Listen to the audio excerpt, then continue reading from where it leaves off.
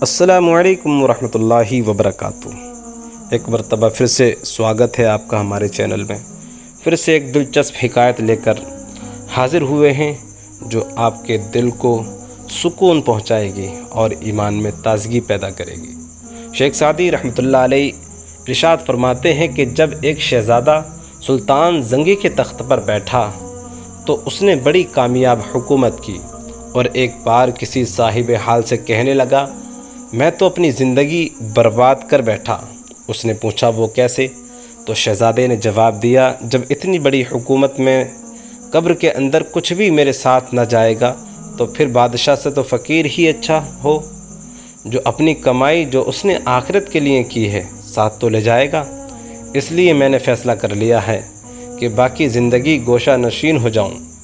جب اس اللہ والے نے یہ بات سنی تو شہزادے کو ڈانٹ کر کہا، خبردار، تو نے کیا سمجھا رکھا ہے کہ دنیا سے بے تعلق ہو جانے سے اللہ راضی ہو جائے گا؟ نہیں، بلکہ مخلوق خدا کی خدمت کا نام ہی رضائے الہی ہے، نہ کہ خالی تسبیح مصلی اور گدڑی۔ تو حکومت بھی کر اور خلق خدا کو خوش رکھ، خدا کی رضا بھی حاصل کر، خالی دعووں سے پرہیز کر۔ طریقت میں عمل کی اہمیت ہے نہ کہ دعووں کی۔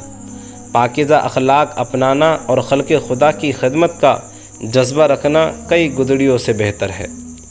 طریقت و معرفت کے لیے ترک دنیا کوئی ضروری امر نہیں ہے۔ تخت شاہی پر بیٹھ کر بھی رب کو راضی کیا جا سکتا ہے۔ اگر بادشاہ عدل و انصاف کے ساتھ حکومت کرے تو وہ صرف بادشاہ ہی نہیں، درویش بھی ہے۔ اور اگر عبادت گزار صاحب سجادہ کے دل میں مخلوق خدا کی خدمت کا جذبہ نہیں تو وہ پھر بھی دنیا دار اور دین سے دور ہے۔ تو آپ حضرات کو یہ حکایت پسند آئی ہے تو ہمارے چینل کو سبسکرائب کریں، بیل آئیکن کو دبائیں اور کمنٹ کر کے ہمیں ضرور بتائیں۔